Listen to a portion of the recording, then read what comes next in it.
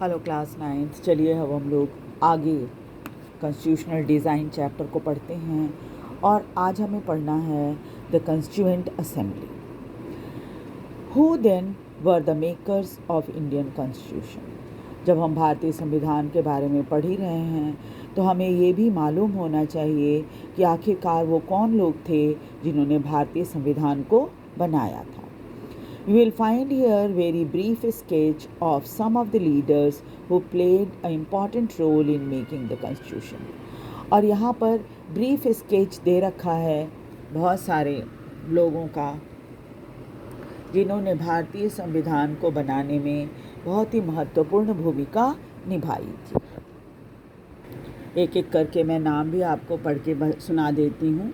वल्लभ भाई जावेर भाई पटेल या वल्लभ भाई पटेल या सरदार पटेल भी हम इनको बोलते हैं। इसके बाद हैं अबुल कलाम आज़ाद, फिर हैं टी कृष्णमाचारी, उसके बाद हैं डॉक्टर राजेंद्र प्रसाद जो हमारे देश के प्रथम राष्ट्रपति भी थे, जयपाल सिंह, उसके बाद H.C. मुखर्जी, फिर जी दुर्गाबाई देशमुख, फिर बलदेव सिंह, उसके बाद है कन्हैयालाल मुंशी, मानिकलाल मुंशी या के मुंशी के नाम से भी बहुत फेमस थे। फिर इनको तो आप जानते ही हैं, भीमराव रामजी अंबेडकर, उसके बाद है श्यामा प्रसाद मुखर्जी, फिर थे जवाहरलाल नेहरू, फिर सरोजिनी नायडू एंड सोमनाथ लाहिरी। तो इन सब का हाथ जो था संविधान बनाने में था, या आप कह सकते हैं कि संविधान बनाने में इन्होंने बहुत ही महत्वपूर्ण रोल प्ले किया। The drafting of the document called the Constitution was done by an assembly of elected representatives called Constituent Assembly. Drafting जब ड्राफ्ट किया जा रहा था संविधान, तो उस समय एक इलेक्टेड रिप्रेजेंटेटिव का ग्रुप था जो कि कंस्टिट्यूएंट असेंबली में था, या आप कह सकते हैं कंस्टिट्यूएंट असेंबली को इलेक्टेड रिप्रेजेंटेटिव की असेंबली भी कह सकते हैं। जैसे N assembly of elected representative called constituent assembly. Elected representatives की जो असेंबली थी उसको कंस्टिट्यूएंट असेंबली कहा गया। Elections to the Constituent Assembly were held in July 1946. Constituent Assembly के लिए जो इलेक्शन हुए थे वो जुलाई 1946 में हुए थे। Its first meeting was held in December 1946 और इनकी मीटिंग जो है वो पहली बार 1946 दिसंबर में हुई थी। Soon after the country was divided into India and Pakistan. उसके तुरंत बाद ही भारत का बंटवारा हो गया और भारत जो है वो दो हिस्सों में बट गया, भारत और Pakistan. The Constituent Assembly was also divided into Constituent Assembly of India and that of Pakistan. इस तरह से ये जो Constituent Assembly बनी थी, जो शुरू में हमने फर्स्ट लाइन में पढ़ा था, वो दो भागों में बट गया। एक तो Constituent Assembly of India हो गया और दूसरा Constituent Assembly of Pakistan हो गया। The Constituent Assembly that wrote the Indian Constitution had 299 members और जिस Constituent Assembly ने भारतीय संविधान बनाया था उसमें 299 मेंबर्स थे। The Assembly adopted the Constitution on 26 December 1949. इसको अडॉप्ट तो 26 दिसंबर 1949 में ही कर लिया गया था, but it came into effect on 26 जनवरी 1950। लेकिन इसे लागू 26 जनवरी 1950 में किया गया था। To mark this day, we celebrate January 26 as Republic Day every year. इसीलिए इस दिन को हम रिपब्लिक डे या गणतंत्र दिवस के रूप में मनाते हैं हर साल। Why should we accept the constitution made by this assembly more than 6 decades ago? अब आप ये भी पूछेंगे कि 60 साल पहले तो ये संविधान बना था एक असेंबली द्वारा, तो हम इसे क्यों स्वीकार करें? We have already noted one reason above. एक कारण तो हम पहले ही पढ़ चुके हैं कि the constitution does not reflect the view of its member alone. ये जो कंस्टिट्यूएंट असेंबली थी ये सिर्फ अपने मेंबर्स का ही व्यूज़ नहीं रख रही थी हमारे सामने. It expressed a broad consensus of its time. ये बहुत सारे लोगों के विचारों को प्रदर्शित कर रही थी. Many countries of the world have had to rewrite their constitution afresh because the basic rule were not acceptable to major social group or political parties. बहुत सारे देशों में संविधान को दोबारा लिखा गया इसलिए कि क्योंकि उसके बेसिक रूल जो थे उसको सभी स्वीकार नहीं कर रहे थे. सभी सोशल ग्रुप या पॉलिटिकल पार्टी स्वीकार नहीं कर रही थी. In some other countries, the constitution exists as a mere piece of paper.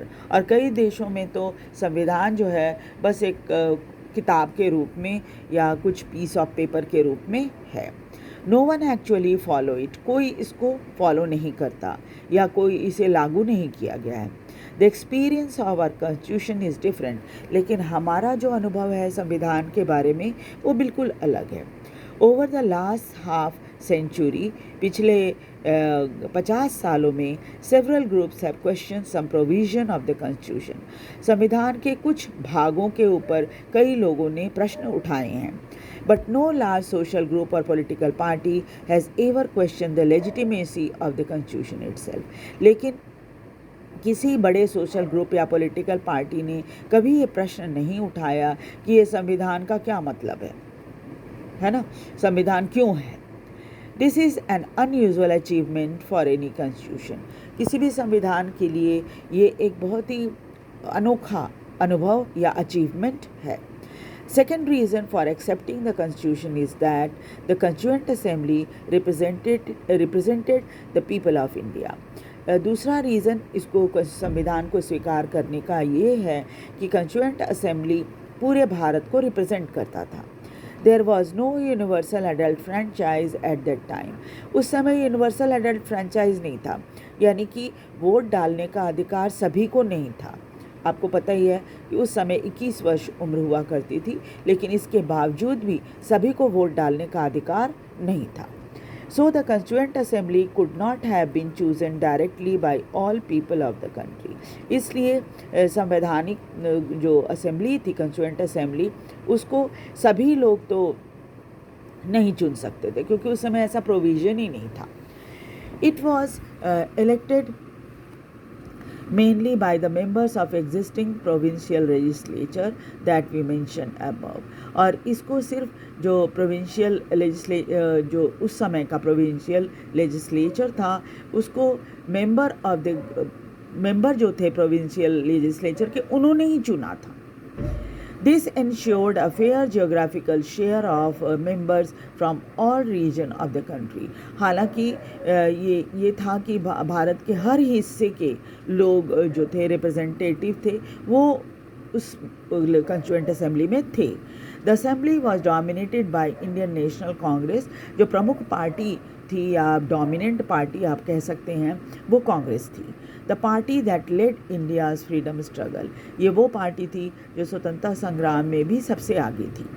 But the Congress itself included a variety of political group and opinion.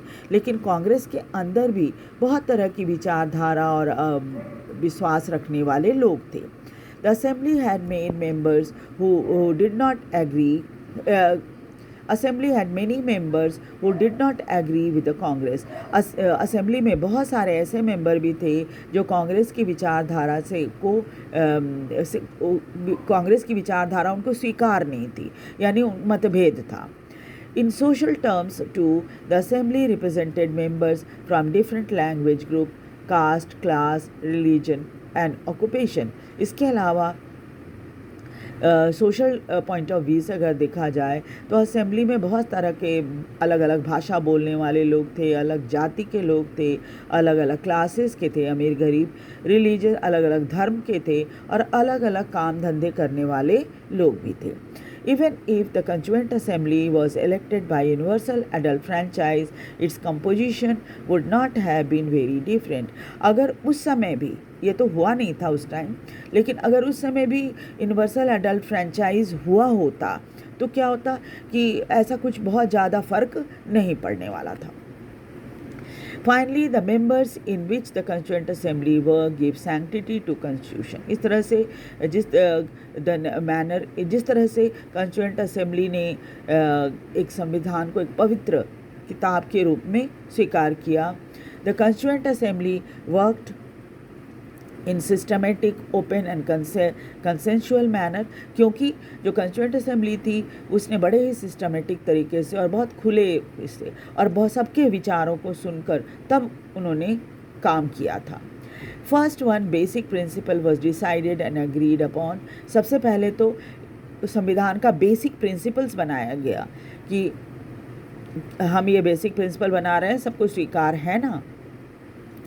Then a drafting committee chaired by Dr. B.R. Ambedkar prepared a draft constitution for discussion. उसके बाद drafting committee के जो chairman थे doctor B.R. Ambedkar, उन्होंने उसकी संविधान का एक ड्राफ्ट बनाया और कहा कि भाई चलो अब इस पे हम डिस्कशन करेंगे। Several rounds of thorough discussion took place on the draft constitution. और जो ड्राफ्ट कॉन्स्टिट्यूशन बनाया गया उस पर कई राउंड बहस हुई, उसके ऊपर डिस्कशन हुआ कि कौन सी चीज़ ठीक है, कौन सी चीज़ नहीं है। क्लॉज बाय क्लॉज, एक एक क्लॉज, संविधान में क्लॉज होते हैं, एक एक क्लॉज पर बहस की गई। More than 2000 amendments were considered, और उसमें सुधार के लिए, अमेंडमेंट कहते हैं सुधार के लिए, बदलाव के लिए, तो करीब 2000 to 2000 ऐसे अमेंडमेंट किए गए, रखा गया कि हाँ इस पर हम सुधार कर सकते हैं। 2000 विचारों को सुधार के लिए रखा गया था। The member deliberated for 114 days spread over 3 years, और मेंबर जो थे वो 114 दिन उन्होंने काम किया, करीब इसमें 3 साल लगे। 3 साल में 114 दिन इस पर खूब बहस चली और ये सब हुआ। एवरी डॉक्यूमेंट प्रेजेंटेड, हर डॉक्यूमेंट को प्रेजेंट किया गया। Every word spoken in the constituent assembly has been recorded and preserved, और कंस्टिट्यूएंट असेंबली में हर शब्द को न सिर्फ रिकॉर्ड किया गया बल्कि उसको संभाल कर रखा भी गया। These are called constituent assembly debate, और इसको आज भी संभाल कर रखा गया है, तो कहा जाता है इसको कंस्टिट्यूएंट असेंबली डिबेट के नाम पर रखा गया है। व्हेन प्रिंटेड, जब इस डिबेट को प्रिंट किया गया, जो कंस्टिट्यूएंट असेंबली डिबेट ये जो किताब के रूप में रखा गया है, जब इसको प्रिंट किया गया, द डिबेट वर 12 बल्कि वॉल्यूम, करीब 12 मोटी मोटी किताबें बनी थी इस बहस के ऊपर में, जो संविधान को लेकर बहस चली थी कंस्टिट्यूएंट असेंबली में। These debate provide the rational behind every provision of the constitution. इसी से आप समझ सकते हो कि कितना सोच समझकर हर प्रोविज़न संविधान का बनाया गया था। These are used to interpret the meaning of the constitution, और ये सही माने में संविधान का अर्थ हमें बताते हैं। ठीक है, तो आज हम लोग इतना ही पढ़ेंगे। आप वीडियो बार बार देखिएगा, इसको सुनिएगा, तो काफ़ी हद तक आपको बातें समझ में आ जाएंगी। नेक्स्ट क्लास में हम लोग guiding value of Indian constitution पढ़ेंगे। तो वीडियो को लाइक और सब्सक्राइब भी ज़रूर कर दीजिए और शेयर भी कीजिए ताकि दूसरे बच्चे भी इसे देख सकें। Thank you very much.